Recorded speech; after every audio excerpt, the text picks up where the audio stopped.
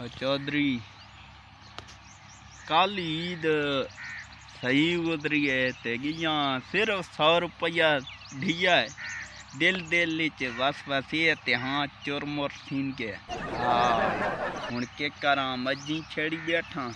एको बहतरी जाने हम हो जाए आवे नहीं है दिमाग के कोना ओल भाई सेना हुण ता उठा ही नहीं थी ना बगैर ता उड़े ना पुआ रे राखी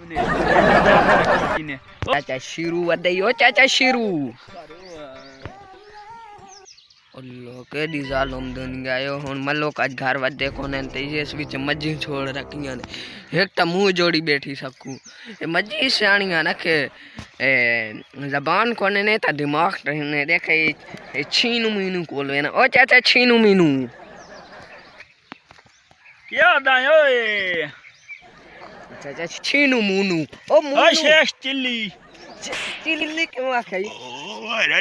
भी मेरी नाश्ता की सारी जिंदगी तू ही लोग कंदियां चोरियां कर करके ते आज मैं समझे ना पिया तू है कौन मैं अल्लाह को माफी मांगी जाए क्यों मलका दे माफी मांगी मेरे आगू सफाइयां ना दे मैं हर वेले तेन दे धराना ओ हेक दिहाड़े कोठी चुकांदा सजोड़ लोका के खड़ाई ते बात अपने ओ मेरा अपना उना दे घरों मैं बच्चे का ढामने उना त्राय तेरी बिल्ली चा खड़े हुन इयार हां ते मेले ते ये बिल्ली नान चाहे तय चा खड़े अन चा के ते बात कोई नहीं चा मेरा टाइम जाए ना कर वान अपना काम कर सारी रात त फिर चाचा अगर वो अमीर भी है ना ता बात के ना गाड़ी कोने वदे त हुन कल जे ईद लगी है हां ते तय आज भाई विच मज्जी छोड़ियां ना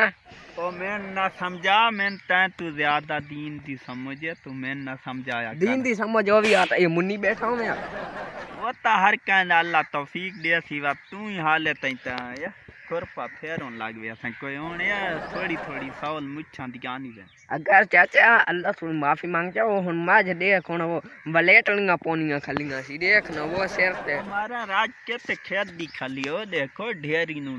धुड़ी है कुछ लम्बी पई है वो देख ओ चाचा अल्लाह तू माफी मांग चा हाल ही मौके अल्लाह तू माफी मांग चा ये मज्जी विचू काट गए हुन